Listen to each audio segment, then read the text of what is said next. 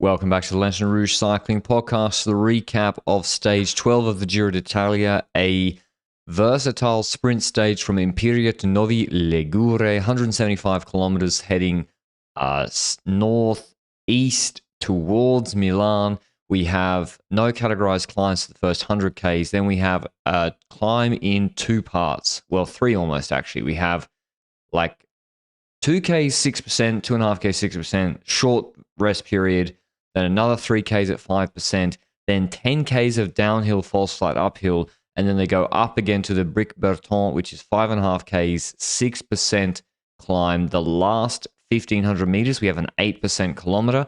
There's then a rolling plateau, a descent, which is quite technical, where you've got to sprint out of every corner, then a valley road, then like a kicker at 13Ks to go, where the Red Bull K is of about 2.5 minutes, and some more rolling hills. And these hills, you can't really see them because they're dwarfed by the longer climbs in the stage. But in the final 7Ks, there's a 600-meter technical 7% kicker with 2 hairpins, and then a flat section afterwards to the uphill drag sprint finish. I think after stage 4, Benji, the playbook for this stage was pretty clear what teams were going to try to do at least. I think so as well. There's on one end the purer sprinters, which is included in Jonathan Milan, Paul Magnier, and also Tobias Lund Andresen, based on how he climbed in the first week. Although before the Giro, I would have said that he was one of the more versatile sprinters of those pure sprinters. Spoilers, didn't happen today, partially because he was sick. Now, on the opposite side of the spectrum, we have the actual versatile sprinters, and that includes the Luis Aular of stage 4, for example, where Movistar nuked the climb. And the climbs today, those two climbs combined, are not as hard as that climb we had on stage 4, in my opinion. We will see that in the differences between the versatile sprinters and the sprinters on those two climbs today. But I still expected that playbook, but it started differently, Patrick, because I saw Breakaway go up the road, 7-ish riders with Jonas Geens, Tarozzi, Vanderlei, Johan Jacobs, Ruud Tversnes, and Juan P. Lopez from Movistar. And I was really confused to see that, because they were trying to actively get into the breakaway. And then 15 minutes later, I go eat lunch, I eat a little bit of pasta pesto, I return to my screen, and Lopez is out of the breakaway. And I actually don't know what happened. Oh, I thought he was in the break still. But then he got back in the break later. Then he got in the break again later, if that's the case, because then when there was the action, when the random guys just started attacking? Yeah. He was then in that move again, and then he stopped again. Mate, I don't know at this point, sir. I don't know at this point. Either way, that breakaway's up the road, never got a notable gap. The gap was about 2 minutes, I think, in the run-up to the climbs. And let's go to the immediate action, Patrick. There was like a... So yeah, UnoX did a full-blown attack across to that break and caught it. And then Decathlon marked it with Quickstep, didn't pull for... So Decathlon didn't pull for Lund, which having watched the stage, is now very strange. Like, the way... Anyway, they blocked it, and then what do you mean? Well, he's sick of it. Like, Lund was never making... He got dropped like 10 minutes before Milan today. Exactly. Were you surprised that the Rockets were helping control break formation a little bit at the start, which Groenewegen was never getting over this climb? They go for Kubis, maybe. Kubis top 5? I don't know, it's man. Not that hard. It's easier than stage 4. It is, but I haven't seen the best of Kubic this year as a whole. Yeah, he went in that anticipation move before the climb I mentioned. Didn't happen. The re-attacks from FDJ and EF. And then, as Benji said, we got to that climb. Everyone, what we expected happens. Garcia Cortina starts pacing. Then Milesi starts pacing. Guys start dropping. Groenewegen gone. And on the first, as I said, this climb's broken into parts. On the first part, all the sprinters have dropped. Vernon, Mikkels, Milan, Magnier, even Kubic, like... Everyone except Strong, Aular, Turner is dropped. Filippo Ganna's dropped. And... Yeah, but there's an order to it, eh? Like you said, Lund Andresen was maybe one of the first riders to drop. So clearly something's off. Sickness is what I think Oliver Naassen said before the race started, or maybe after the race. But regardless of that, Plowright dropped early. Then after like 2 kilometers, it was the Groenewegen Ganna's of the world. with Manier and Milan, it was close to the top of that first of the two climbs, to the point that they actually returned back to the front group before the second climb started. Now, obviously, with the second climb coming, you know that they're going to drop again, but what happened on the second part of that climb, Manier and Milan dropping close to the top again, did you feel like there was a world in which they came back? At that point, I still gave it a chance. Yeah, because again, I didn't know why other teams weren't helping Movistar. Everyone's looking at Movistar, and there's 10Ks between the first part of the climb and then when it starts again. And I was like, if you kill the domestiques, Frank Vandenbroek, it's not many. Sobrero hadn't waited yet, I don't think. If you keep them behind and they start the climb out of the draft, they're gone. It's over. They're 100% gone. It's also sprinters can recover on the downhill. They go again. They've got so much watts that it's not that long. This second climb. It's not like they did a half an hour climb on stage 4. I thought Ineos should have helped with Sheffield in that section, or Svested or whoever, the Turner. You got to help Movistar. The one team that I saw a lot of people comment about, why is UAE not helping? I actually understand why they're not helping, because they only got like 4 riders left, and Narvaez is not a certainty in a versatile sprint of 40 riders. No. He has issues with the positioning in those kind of sprints. If it's a 12-rider group and it's stretched out and he's in a good position when the sprint starts, then it's very different. In this situation, I don't see why UAE should pace there. They've won 4 stages. Their bigger chance to win is that all the other teams kill themselves and they can attack late and make it happen. Yeah. Turner's won a Grand Tour sprint last year. So against Philipsen? Yeah, against Philipsen. So he's quick. But yeah, I was really surprised no one helped Movistar, because Movistar were down. They were rotating with Rubio, Massa, and Milese, but I was like, you need to keep it. Yeah, I think it would have been an easier stage for the sprint teams if they'd helped there. I agree with you, but I think when it comes to some other teams, I understand it. The likes of NSN and EF were probably trying to figure out, is Vernon and Mikkels even going to survive this? And once they survived... Mikkels was dropped. I didn't see Mikkels getting dropped, okay. He was dropped. Vernon was dropped. And they came back. They came back, and then they didn't drop on the second climb. Okay. At all. Okay. Because the second climb was a shorter one. Yeah, and so they got over this shorter one. Milan hangs on forever on the second climb. He just keeps hanging on. But then, once he does drop, he falls directly back to the Manier group. Yes. He didn't have, like, Sobrero was there to pace him. He couldn't match Sobrero's pace. But there's, again, like, these sprint stages are really hard to control. So that's why when Mads Pedersen would go to, say, Paris-Nice, he'd have a whole team. You need Patrick Conrad, you need a good Gebreigzgebir, you need Julien Bernard, you need Scoens, you need Vacek. They don't have that for Trek. So it wasn't looking good. But before we go into the downhill, Patrick, I want to talk about the downhill. Because once we go into the downhill, Movistar at this point has spent a lot of their bickies on the climb. We see a different team take over, and that's exactly the team we just mentioned where, you said it, Mikkels dropped on the first climb, didn't drop on the second climb. EF was probably trying to figure out, is he going to get over the second climb? But once he got over that, EF quickly turned their tables into, okay, now we got to try and figure out a way to expand the gap to Milan and Manier, because those two riders are now stuck in a group roughly a minute 15 behind at the top. And it's because EF shreds the downhill, even almost putting Mikkels in a gap behind in that downhill because they were shredding it so hard. The gap expands to 1 minute 30. At a certain point, I'm pretty sure that Milan and Manier are descending so fast in the second in the chasing group that they drop their own chasing group and are relaying both of them in front of that chasing group, trying to get back to the front. That was not going to work, but it was funny to see. But it's slowly but surely starting to become clear that Milan and Manier are not coming back, right? They're not coming back because two sprint teams are there with the sprinter. Mikkels, EF, and they're shredding it, almost crashing. NSN, they were crashing. Vernon survives, so then their choice is very simple. They're going to pull. Vernon is almost the favorite in that group to win the sprint. And so Sobrero was chasing for Trek.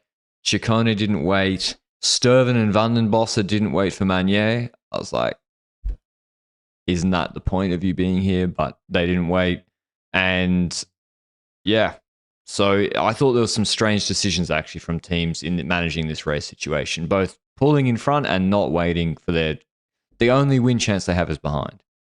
I want to ask a question about Trek, though, because Jonathan Milan is obviously having not the greatest start to the Giro d'Italia he's ever had. No stage wins so far. Now, based on his climbing performances today and what I saw on that stage where he, I think, lost from Manier with the cobble finish, I still think he's got it in him to win a stage here at this Giro. I expect the victory maybe on Sunday on the Milano finish. You know, the nominative determinism, whatever you called it. I don't know what the term is, but whatever that is. But multiple times in this race so far, I thought to myself, damn, this stage fit Mess Pedersen very well. And I fear that Mess Pedersen will be less fortunate in terms of stage victories at the Tour de France than he was last year in Albania, for example, with X amount of stage wins. Reality is, a lot of the time when Pedersen goes to the Tour de France, he gets one stage win, which it's great, a Tour de France stage win, but I'm slowly but surely starting to feel like it might have been better to switch them around. I agree. And imagine a sort of hard sprint. This sort of sprint today, everyone's gassed. No one can come around him. That's what happened in Albania last year. And yeah, you look at how these stages have played out. I think Pedersen would have won two by now. And yeah, he probably would have demanded a better team around him as well, and more committed to him. But it quickly becomes obvious when Sobrero drops. Like Van Uden is yo-yoing. There's also these rollers where the sprinters are getting their legs sapped. When did you decide Milan and Manier, like there's almost 99% chance they're not coming back? It was pretty far from the finish. Yeah, to be honest, like the downhill of this climb is like plateau downhill, not completely like proper downhill for the first half and then proper downhill afterwards. By the time the proper downhill started, I felt like it wasn't coming back. Yeah. Because EF was shredding it. The way EF was shredding it shouted to me, they're not coming back. But I was starting to think about who's left in this group now. Ben Turner, Mikkels, Vernon, Aular, Narvaez perhaps. Those are the names that are popping up in my head. And a few more teams start to help here because, like we said, it's not necessarily Movistar anymore. It's now EF doing it. NSN starts to pace in the last 25-ish kilometers. Ben Turner has a mechanical. This might impact the last X amount of kilometers, although I'm not sure how much support Ben Turner would have gotten from Ineos with the riders that were left. Haig waits on Ben Turner, and he does return, but after quite a bit of chasing, so the best was out of him basically. And next up, quite a quick sideline. Red Bull KOM sprint, like you said, bit of an uphill drag towards it. Eulalio attacks the peloton, takes 6 bonus seconds. O'Connor gets 4 seconds, and behind that, I think it's Visma rolling over the line, and or I'm not sure if it was Visma, but it was a team rolling over the line, so not necessarily another GC rider taking the 2 bonus seconds. But this is where your story comes into play, Patrick. When we were with about 10 kilometers to go, or 15 even, I got a WhatsApp message from Mr. Patrick, and I'll read it for you. He had his crystal ball with him today because he basically said, "A late attack can win here. EF, what are they doing? Save Valgren to defend attacks." Yeah. Basically, putting Milan on 2 minutes doesn't help you win the stage any more than Milan being on 1 minute. And Milan was literally chasing on the flat himself. Even if Milan came back, look at Turner in this finish, and we'll get to his mechanical.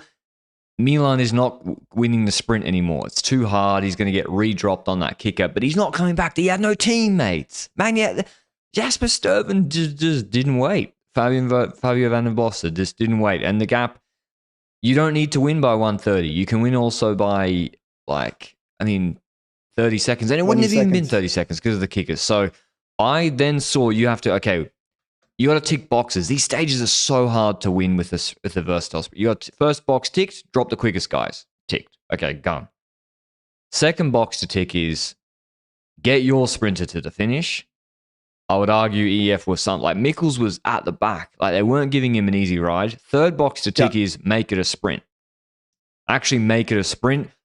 Important one. Utopian box to tick is give him a good lead out. That you can rarely do unless you have a super team. So, or Vatsek last year. It's also something that we could already see in stage 4 where Movistar was losing control in the last 2 kilometers. If it wasn't for Sobrero stepping in and closing whatever attack there was in the last 2 The kilometers, don't misunderstood remember who it genius. was. Sorry? The misunderstood genius. Oh yeah, Jan Christen, the late attack. Now, when it comes to today, attacks were destined to happen, and they happened on the climb with 6 kilometers to go. Ciccone and Arietta, I think, went. Yep. And we see the EF rider at the front of the peloton. I think it was Valgren at that point still, not really able to close that move. And looking backwards, Visma's in their wheels, so Visma doesn't care about the stage win. Why would Campenard start pacing behind Ciccone and Arietta? That was not really happening. Now, Bellocchi then jumps after him, and to be honest, I wasn't expecting Visma to close Bellocchi either. And then Visma with Campenards do start pacing and close those 3 riders down, which I just expected those 3 riders to ride off, because there's no real incentive for Visma to close these 3 riders of the front, in my opinion. Nonetheless, at the same exact moment, we see Ben Turner dropping off the back, and we basically have a full peloton again, but who's left to control? Go and rewatch 8.5Ks to go. Okay. Valgren is drag racing Tim Rex into that climb. Why? There's no value for that. Valgren should be saving himself to mark attacks instead of pacing the last 10 kilometers before this climb. I would argue almost like, look at how it's always, I mean, cycling is a real, like, you can look at it from it's like that IQ diagram, just super traditionalist, original junior coach who always says, do the least work, let the others eat their plate first, and then you have the biggest chance to win. And then you have like a game theory maximalist. They may draw the same conclusion. Bahrain did nothing. They got Zambanini for the sprint, and they got a late attacker. EF got Valgren maybe for a late attack, and Mikkels for the sprint. It's not like Mikkels is the favourite to beat Vernon. But yeah, Movistar are gassed. Their whole team drops basically on this hill. Ben Turner had a mech. That was his race over pretty much, even if he would come back. And felt really sad for him, actually. Now, with 3.5 kilometers to go, just after that move of Ciccone and Arietta and Bellocchi were caught, we see that Visma moves into, let's just control the final at a controlling tempo. Let's make sure there's no chaos here in the last 4 kilometers of people attacking left and right, or at least that sense of it. But I didn't see the tempo of Campenard as being the tempo that is like, okay, we're not allowing anyone to ride away here. There's no incentive for Visma to get this to a sprint.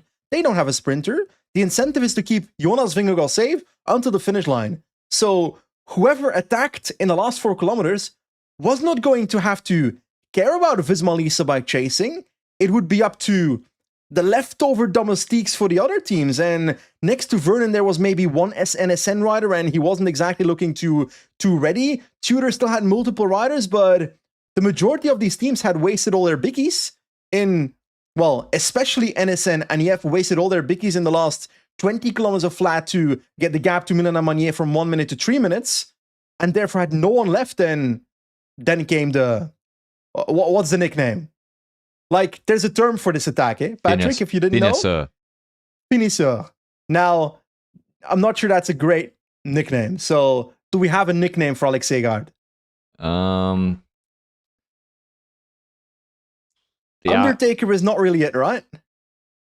Yeah, more the gut punch, the liver shot. Like, it's you could see it in the Red Bull kilometer. When Eulalia went for the 6 seconds, it was there that I was absolutely convinced a finesse attack was going to win. Because Ben O'Connor and Eulalia literally just wandered off the front of the peloton, and no one could react from these sprint teams. And it was only because they didn't want to continue. And yeah, he's just gone. Campenarts doesn't react. Visma almost created a sense of like false security for the sprint teams. Like NSN had numbers in that they're like, oh, Visma are on the front pacing, but they're letting Segard go. And yeah, Segard, he's gone. You're not going to bring him back in a stage like this without a full sprint lead out.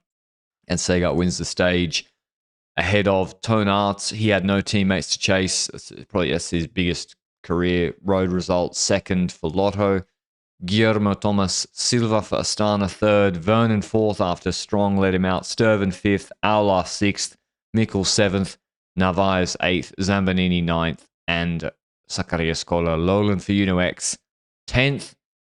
So yeah, a strange old stage. I think, yeah, you just got to you got to know that late attacks will come, and I think the profile was deceiving, and how hard the stage was deceiving. I feel sorry for Ben Turner. He misses a big opportunity again to win, not through any fault of his. And Elazari looked weird again. You mean weird as in if this was a mountain stage, you think he'd be in trouble? Yeah, he was third last wheel on some of the kickers. He had Aliotti behind him, or another Bora. I don't know. Sickness has consequences, and especially in a Grand Tour that is a 3-week Grand Tour. Well, then hopefully it gets better from here. But he doesn't have that much space to he's got until Saturday, right? It's almost Saturday. Fuck. Yeah, that's in 2 days. Yeah, so nice stage win. Nice stage win for Sega. Bahrain having a very nice Giro. Eulalio extends his GC lead. He's now 33 seconds ahead of Vingegaard. Aronsman on 203. Goal 230. O'Connor 250. Hindley 312. Storer 334. G West 340. Pelizzari 342. Harper 415. And yeah, it was, I think, a pretty entertaining, versatile sprint stage. Could have been a sprint, but that's not the way it played out. Tomorrow we have another, I don't know what sort of stage this is. We go to Verbania. So we start in Alessandria. We skip Milan. We bypass it on to the west. We'll come back on Sunday for Poor Jonathan. Yeah, Milan has to detour around Milan and then do like a mountain stage first, then come back on Sunday. 190k stage, absolutely flat for 160 Ks. Then a 4.7k, 7% climb with the Red Bull K on top. The last 2 Ks are really steep, 10%. It crests 12 Ks from the finish. The descent is 8 Ks from the finish before, the finish in Verbania on the, what lake is it? Don't know. Italian lake somewhere. Should be nice. And is this reverse Milano Sanremo in terms of putting the Poggio in front of the Cipressa? The gradients are not exactly it, but I'm trying to look for an equivalent because this won't be just a pure flat sprint. It's the last climb is with 10 kilometers to go. It's relatively hard. We're going to see moves, but especially, again, versatile sprinters will be very much looking forward to this as well. It's like between punchy and versatile sprinter. Is it too hard for a versatile sprint, you reckon? I think so. Isn't it break? Isn't it Ciccone in the break? And Scaroni and Ulisi and Silva? With only 2 of those hills, I think there's enough teams that will see an incentive to try to control.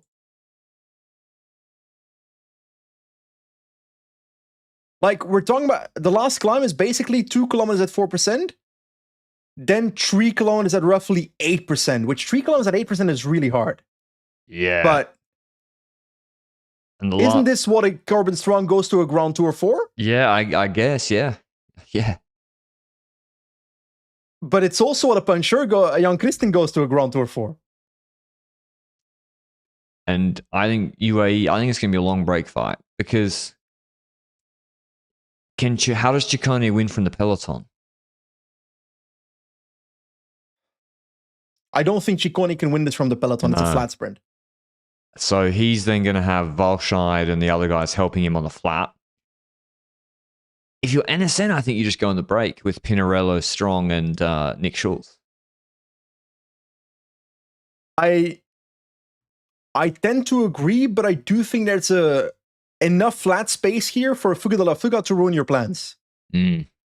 So what I mean by that is with like 40k to go, it's possible that the break splits in half and that NSN misses it with half their riders or with one of their riders or both their riders, whatever.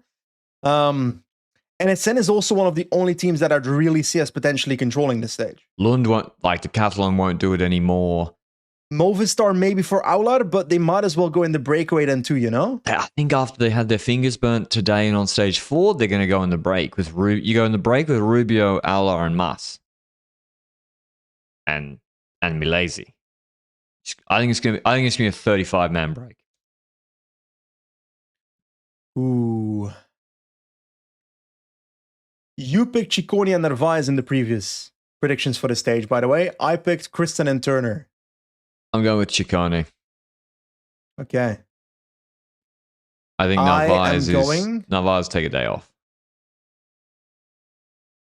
I'm doubling down on. This is so stupid. I literally said on the podcast yesterday the following sentence.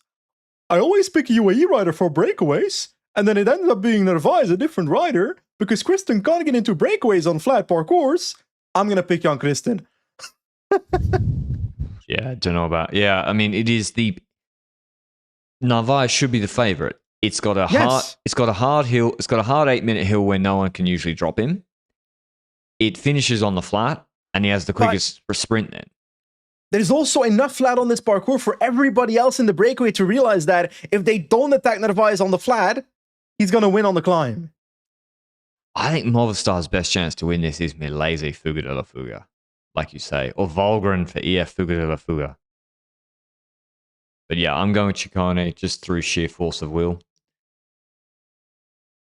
GC? My head says go for Narvaez, but I'm going for Kristen.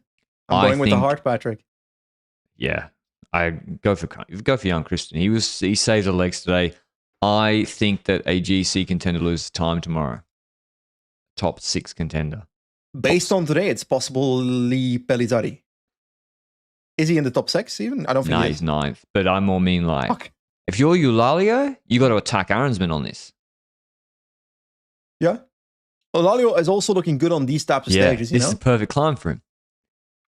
I think Bahrain are going to try to set up Eulalia.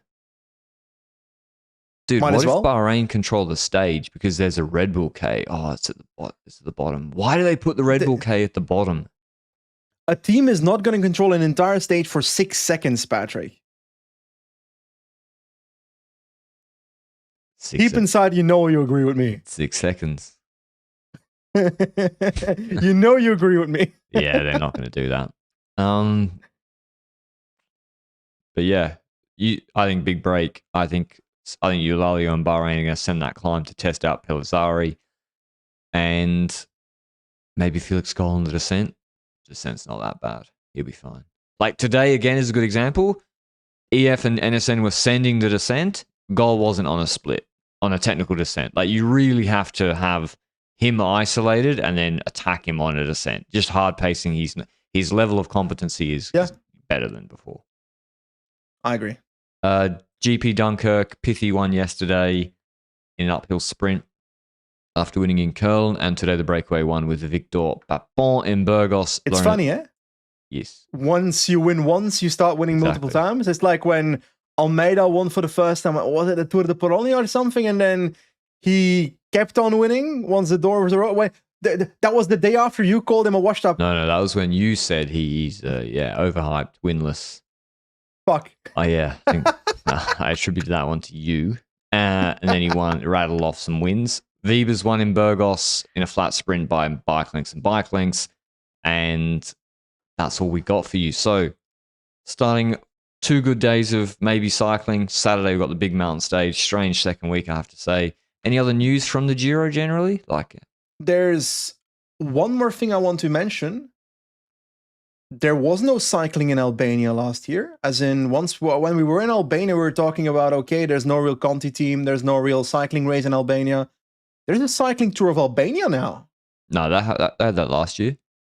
Really? Yeah. They did. I didn't even realize that. Yeah. It's 0.2, I think. Yeah, it's 0.2. They don't have their Conti team, but they have their own country team there. Exactly. Interesting. They got their own tour of Albania. Okay. Fascinating. Apparently there's illnesses in the peloton, and we'll see if that comes to bear tomorrow. And thanks for listening as always. See you tomorrow. Ciao, ciao.